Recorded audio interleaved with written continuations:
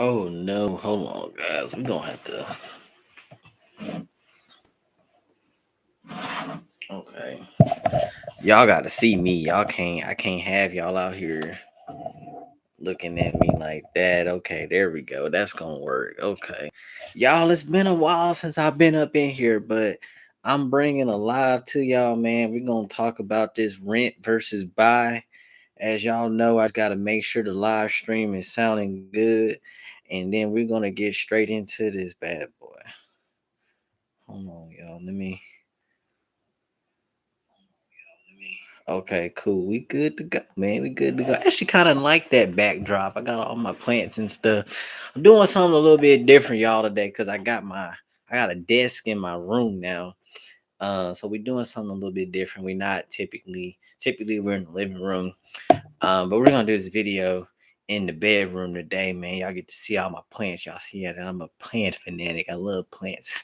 And books. You guys can see a couple of my books. Anyways, um, today we're going to be talking about rent versus buy. This is a really big thing. It's an ongoing conversation. I have a very unique perspective. I don't think that you should ever buy a home. I don't think that you should ever aspire to buy a home. I don't think that you should even care to buy a home. And I'm going to break that down. We're going to get on this live for about 20 minutes. And I'm going to tell you exactly why you don't want to buy a house, why it's the biggest mistake that you can ever make. And if you're renting an apartment right now, keep on renting. And I'm going to tell you why. So, the thing about home ownership is that there's this false sense of there's two really false perceptions about home ownership. The first thing is that people think when they buy a home that they're going to be a millionaire. And so you got to deal with, I'm going to address this first. We got to deal with 2022. We can't talk about 1950 and 1960. Now, if you bought a house in 1950 and 1960, and then you bought it in California and you're looking at it, you still got it today. Maybe your parents passed it down to you. Yeah, it might be worth $1 million now. But that was 1950 to 2022. I'm gonna tell y'all right now, in 2022, this is stuff that we ain't never seen before. You're never gonna see that again. That world that we lived in of cheap houses and stuff appreciating, that world is gone. We are in a world today where you better be trying to make some money because everything costs a lot of money. That's just the fact of the reality. And these prices, they gonna come down a little bit because the Fed is trying to break the market. But these prices ain't you ain't gonna see a $20,000 house again. You're not gonna see that. You're not gonna see a $10,000 house no more. That's gone. So we don't live in that world no more. So for the vast majority of people who purchase homes, the fact of the matter is you're not gonna win on appreciation. The vast majority. Now, there's some people they're gonna buy a house and they're gonna win on appreciation. But the fact of the matter is, the vast majority of people, that's not happening. I mean, you're not gonna see that the kind of inflation that we've seen over the last 20 to 30 years in real estate. You're not gonna see that in these next 20 to 30 years because the fact of the matter is people cannot afford it. People can't afford it. Who, if you really think about it, who is buying $1 million house? Show ain't a teacher or it ain't a school teacher and it ain't a fireman. It people who work everyday professional jobs cannot buy stuff like that. So the fact of the matter is, stuff like that you're not gonna see over these next 20, 30 years. Pretty much what the prices are at, more or less they gonna fluctuate within this range. I can see them coming down quite a bit. Because I do believe that we're gonna go into a recession. So I do think the prices are gonna get discounted a bit more over these next year or two.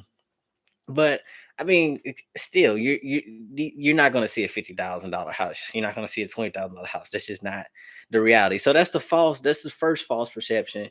People think that they're going to like buy a house and all of a sudden become rich. For some people that happen. For most people, that's not going to happen. The second thing that we got to talk about is people believe that when they buy a house, like they actually own it, like there's a sense of ownership. And here's the fact of the matter. The reality, about it, people don't want to tell you this. But I'm gonna tell you this. Joseph is gonna tell you this. This is the truth of the matter. You don't own the house. Newsflash, you don't own it. The bank does, and they own it until you make that last payment. So the fact of the matter is, it's no different than you paying rent because when you're renting, right, you don't own the property, and when you're when you're financing the property, when you're paying a mortgage, you don't own it. The bank does. But see, the thing is this is how smart people think about it. So in both situations, you don't own it, but in one situation, you have all the responsibility of an owner without actually owning it. Ain't that twisted in the mind? So you don't own the property. The bank technically owns the property, right? You don't own the property, but you got to pay the taxes, you got to pay the insurance, you got to pay for the repairs, maintenance, capital expenditures. You got all these responsibilities associated with owning this property, and you don't even really own it. You don't. Until you make that last payment, you don't own the property. That's the reality of it. So those are the two really big like falsehoods that people have. Like, oh yeah, I own my home. No, you don't own it. You are technically renting it from the bank. You're just renting it from a different person. When you're renting an apartment, you're renting it from most likely a private property owner. When you buy a house, you're renting it basically from the bank. It's the same thing. But the mind, see the real estate agents and so forth have come out here and they sent out this propaganda. Oh, like that is the American dream to own a home. No, it's not. I'm gonna tell y'all what's better than that. And I'm gonna show it to you in numbers. I'm gonna break it down in numbers where it makes sense, and you're gonna see what I'm talking about. But I'm gonna tell you why. So we talked about the first thing. So when you own a home, you have higher costs. You're paying for the taxes, you're paying for the mortgage, you're paying interest, you're paying insurance, you're paying capital expenditures, maintenance. I ain't even got enough finger. You just got so many things that you paying for when you got a house. So you got a higher cost than renting. Okay. Then the second thing we talked about, you have a false sense of ownership. You don't own it. You're renting it from the bank. Sam, we also said, I'm going off my list right here. You have a higher obligation of responsibility. Like I said, you have to pay the taxes. You have to pay the response. If something breaks, you don't call anybody. You got to deal with that. And if you can't fix it, hey, it just stay broke. There is no calling somebody to come fix it. This is your problem. Water heater goes out, your problem. Air conditioning goes out, your problem. Roof leaking, your problem. You better figure out how to fix the roof. Your siding, your wood is rotting away, it's your problem. All that's your problem. And you got to figure out how to get it done. Um you also have less flexibility when you're renting a home. I mean, when you purchase a property, when you have a mortgage on a property, you have less flexibility. It's you in the bank for the next 30 years. That's just what it is. You might not want it to be like that, but that's just what it is. You in the bank, y'all yin and yang for the next 30 years. That's just what it's gonna be.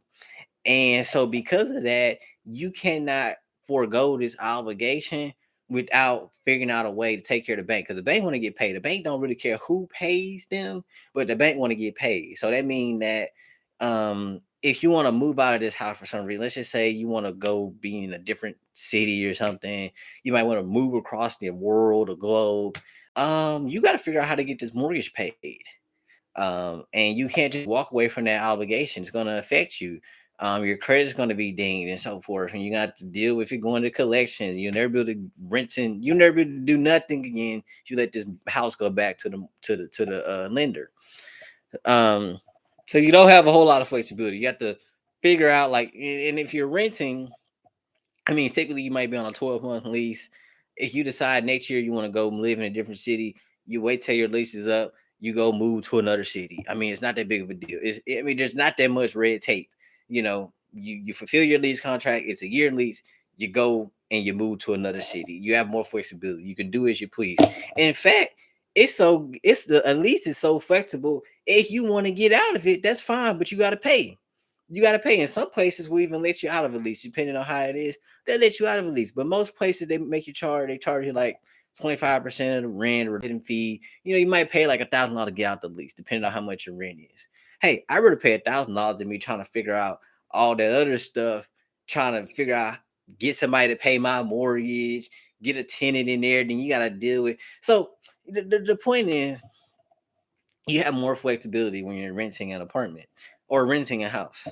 Another thing is less cash flow. So you're not going to have money because you're paying the taxes. Typically, you would escrow the taxes, meaning that you're putting every month you get paid, you're putting a certain amount of money aside to pay for the taxes at the beginning of the year. You're paying for the insurance. You might, depending on your region, you might have home and flood. You're paying for upkeep. You have to also, yard maintenance, stuff like that. You also have to put a account together for capital expenditures because things do break. An AC does go out. You don't want to be charging that on the credit card. You don't want to be trying to finance that. So you put money aside. This is what a smart. If I own a house, this is what I would do. I would have an account set aside, maybe $10,000 to $20,000 just for capital expenditures. I don't know what I might run into. You never know what you might run into with a house. So you always want to have money set aside to take care of stuff like that. So while you're trying to build it up, your cash flow is decreased because you're trying to build up this capital expenditure account for your house. So that's less money that you have to do other things. Along with the taxes, your taxes probably run you, depending on where you're at, 3, 4, 5, 6, $7,000 a year. Your property insurance gonna run you $2,000, $3,000 a year. Flood gonna run you $1,000 to $2,000 a year, depending on where you're at. So I mean, all these things, man, it's just eating up your cash flow, eating up all your money that you're making every month. So you don't have a whole lot of flexibility to do much else other than pay for this house. So you ever heard somebody say, "Man, I'm house poor"? Yeah, because for most people, they have this really nice house and all of their money goes into it. They don't have any money left over to do anything else.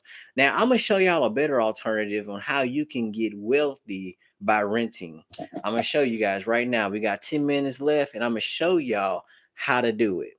So, the pros of renting is that it's a cheaper alternative to owning a house. Ultimately, unless you want to live in your parents' unless you want to live in your parents' bedroom, extra bedroom or basement, you're gonna have to rent you a space. You're gonna have to own a space. You have to go buy a house, or you're gonna have to rent a space.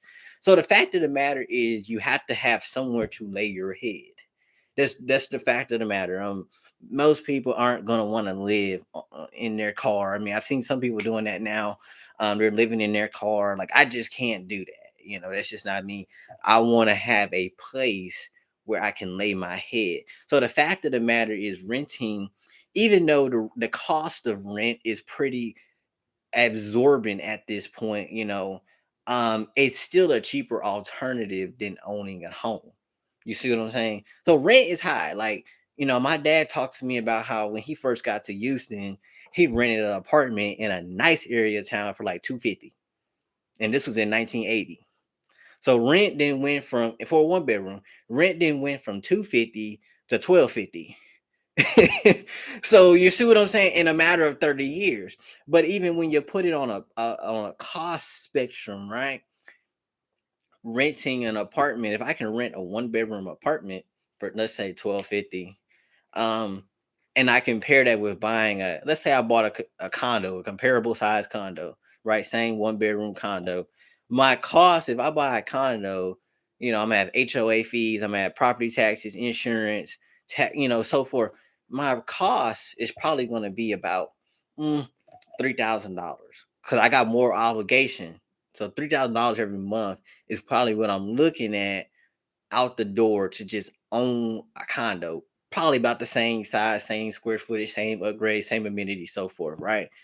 But I get all of that right here for 1250, and the only obligation I'm obligated to beyond the rent is the water in the trash, which the trash is $20. The water is like $30. So I got two extra obligations besides the rent. Whereas if I go and buy a condo the same comparable size, I have so many extra obligations that is eating up about, more than double of what it would cost me to rent something the same. So I'm gonna show you something, guys. I'm gonna show you guys the numbers on this. So you guys, but hear me out because I'm going through the pros. So that's the first thing. It's a cheaper alternative. And the second thing, this is something that a lot of people are going to bring up. They're going to say, well, when you're renting, you're subject to rent increases and so forth. And not, let me tell y'all right now, that day is over. These days of like really getting like these crazy rent hikes, that's over.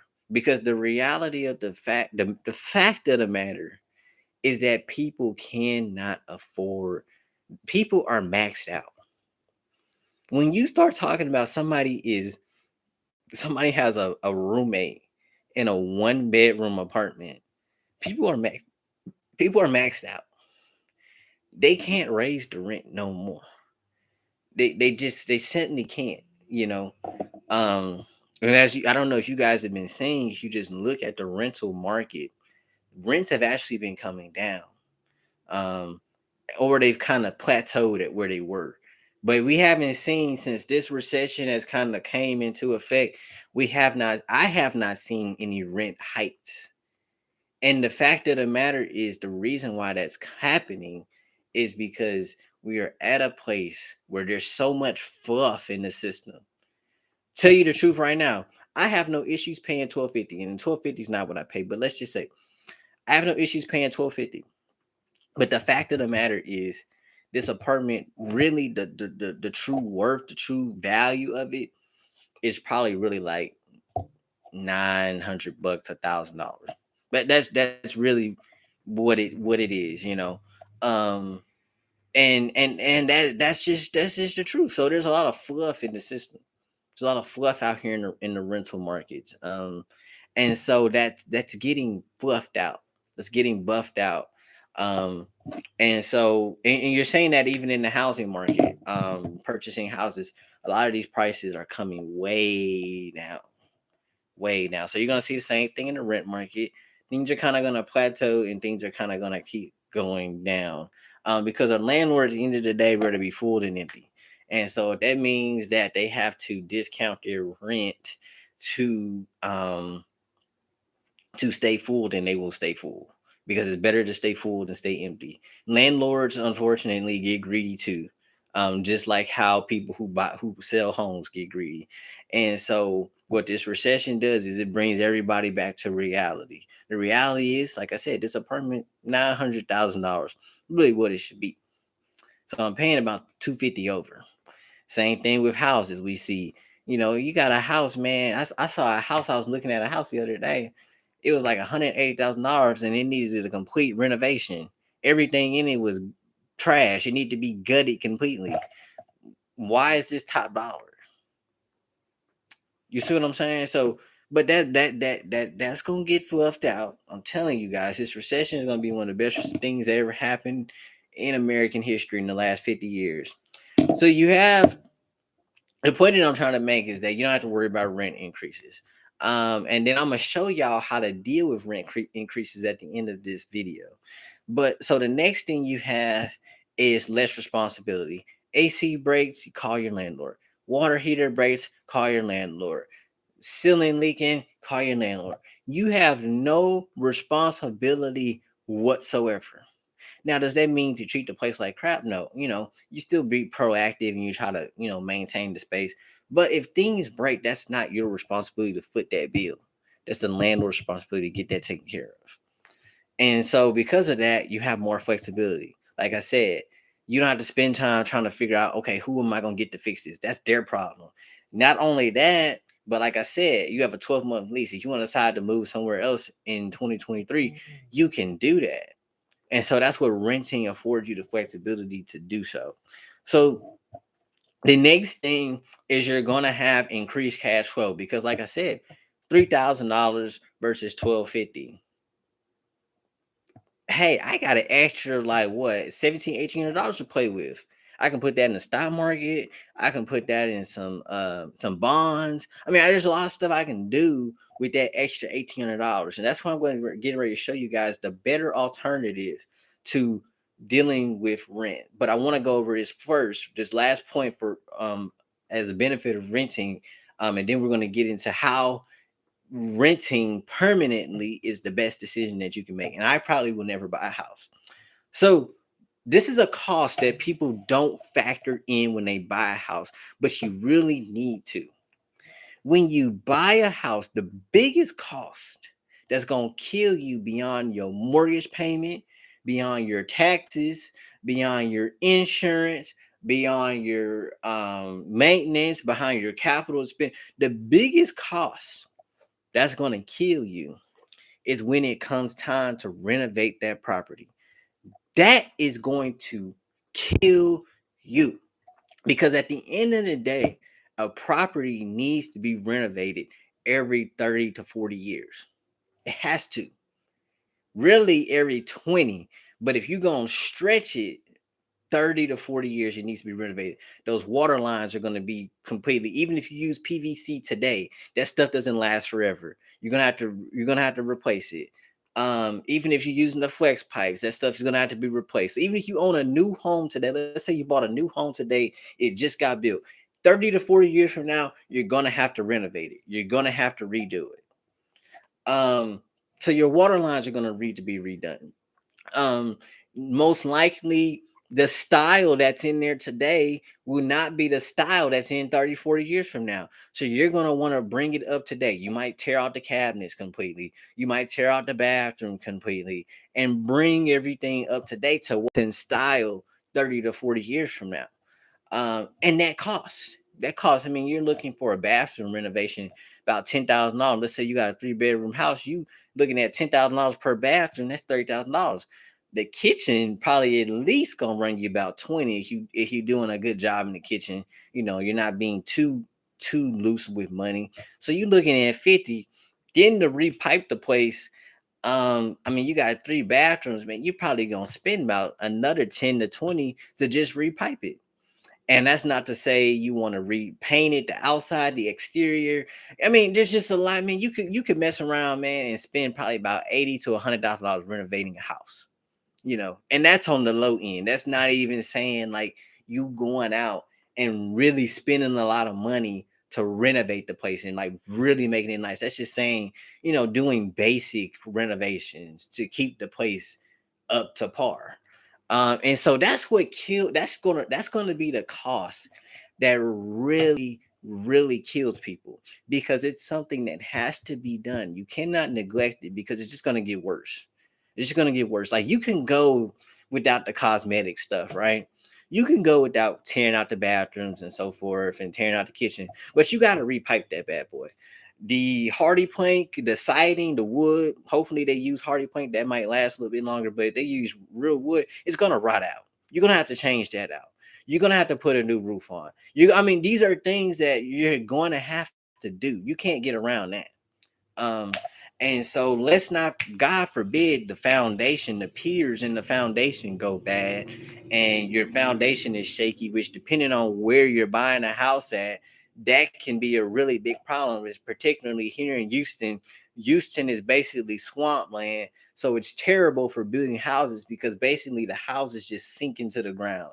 And the only way to combat that, from an architectural perspective, is you have to do that when you're doing that foundation. You have to dig. You have to have a certain amount of piers depending on the square footage of the home. You have to have a certain amount of piers. Those piers to be dug a certain amount into the ground. um and there's just a lot that you have to do to make sure that that foundation is right. And if you're buying a home, you probably wasn't there when that was being poured, so you don't know if it is or not. And even then, sometimes when everything is done right, you're dealing with swampland. It still just sinks into the ground. So that's a whole nother, man, to have somebody come out and straighten out the foundation. You're talking about $10,000 to $20,000 easy, just to elevate that foundation up, resupport the piers in the ground, and do all of that. So this stuff costs, man, to own a home. This stuff costs. When you're renting, call your landlord. I mean, that's just the truth of it. When you're renting, you got an issue like that, call the landlord. The landlord don't want to fix it, you pack up, you leave, you go somewhere else. It's just that simple. So I'm gonna show you guys in this last stretch. I'm kind of going over a little bit longer than I wanted to, but I'm really giving you guys some really impactful information that's gonna change your life. So here's how you beat renting. Here is how you beat the matrix. This is how you beat the game. I'm gonna tell you guys right now, if you're 20, between 20 and 30, right now, all you need to be doing is buying dividend stock. That's all you need to be doing. Find the highest paying dividend company. That's a good company. I'm not saying just go find a dividend company that's paying a lot of find a good proven company that has over time paid good dividends and has over time increased in stock price because you want something where the hard asset itself is worth something too. So you go and you put all your money in dividend, all your money in dividends. That's all you do. That's all you do. And by the time, depending on how much money you making, by the time you're 40, you're my age right now. I'm 24. If you're by the time you're 40 and you're following this plan, if you put all your money in dividends and let's say you make just a decent return, just say you make a decent return over the years, maybe 10% on your money every year. By the time you're 40, you should have $2 to $3 million. And $2 to $3 million in a good paying dividend company, that's paying you $100,000 a year. Off top, paying you minimum. $2 to $3 million in a good dividend company is paying you 80 to $100,000 just because you own a company. You ain't working, you ain't gotta do nothing. If anything, if I was you, if I owned that much stake in a company, I would just watch their quarterly meetings that they broadcast. I would do that just because I own $2 3 million and I'm sitting back over here like, yeah, I'm that guy. I'm a majority shareholder up in here. But that's all. You ain't gotta work for it. You did your time. You didn't put your time in between 20 and 40. You put your time in. So all you gotta do at this point is just sit back. And if you got $100,000, let's just say you got $100,000, you're 40 years old, you're still in good health, you're still in good shape, you can still go out and make more money with your body. You go teach, I mean, whatever it is that you do, you can still go do that, but you got your $100,000 that's coming in, that you just got coming in just because you own dividend. And what you do with that, you pay your rent. Rent ain't even no problem. It's not even a problem. You pay your rent. Okay, y'all want to increase my rent $50? Ain't no problem. You got $100,000 coming in. You gonna trip about $50? You know what I'm saying? You gonna trip about $600 increase in a year? You got $100,000 coming in that you ain't working for. I don't. Me personally, I don't care. I will rent forever. You can raise my rent forever. I will pay it. It's not an issue because at the end of the day, I'm not gonna have the responsibility of maintaining this property. That's your responsibility. If you own it, that's your responsibility. And that's the biggest hack that people have been sold in America. It's a hack. It's to keep you in the matrix because renting is the best thing to do. And then I'm gonna lead a conversation at this because some people they've said this, and I'm a slam dunk the conversation with this. Some people have said, "Well, I'm gonna leave my kids my house, and I'm gonna make sure that I have something I'm gonna pass down to my kids." I mean, first thing, if you buy a home, you can't take it with you. You can't take that home. You can't pack that home up. Be like, hey, I'm in heaven now. Can I bring this home? No, it's staying here on earth. And so the second thing, which do you think your kids gonna care more about? You think they're gonna care more about $2 to $3 million worth of assets that's paying $100,000 where they can live wherever they want to live? Or you think they're gonna care about this house that you bought when you was 20 years old that you didn't poured your heart and soul into, and they still gotta pay the taxes, the insurance, the maintenance. You didn't gave them a burden. They gotta deal with that. That's something that they gotta deal with, you know. So come on now. I mean, I already leave my kids. I'm gonna leave my kids something. Well, I mean, I really don't care if I leave them anything, but if I do leave them with something, it's gonna be some money that they can do what it is that they choose to do with. You got $100,000 coming in. The smart person, if you were my kid, you would reinvest the dividends. If you young, you wouldn't even use it. You just keep reinvesting it. You would act like you don't even get the money, right? You just would reinvest it. But I mean, whatever they do with it, money is more flexible than property. You can do whatever you choose to do with money. They can take the $100,000 that I didn't sat up here and gave them. They can take it and they can decide that, hey, we're gonna go live on an island in the middle of the Bermuda Triangle. I don't care, don't know, don't really want to know. I mean, whatever they do is what they do. I'm gonna try to train them to be good people, but whatever it is that they do is what they do. But if you leave these people with property, you're leaving them with a burden. You're leaving them with something that they got to worry about. You're leaving them with something that they're going to have to fight about. Okay, well, who gets to stay in the house? So far, no. Leave them money, give them flexibility, give them the opportunity to do what it is that they please to do. And I'm a slam dunk the conversation with that. Um, and I'm gonna get out of here. I spent a little bit longer than I wanted to, but I think I really nailed down all the information in here that I really needed to. And I would love to hear what you guys think about this. And until the next time, my name is Joseph, and I'm out. Peace.